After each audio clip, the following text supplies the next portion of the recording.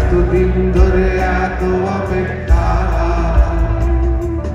রাস্তার কত সস্তা হোটেলে বদ্ধ কেবিনে বন্দি দুজনের উচ্চশ্বাস কত প্রতীক্ষা।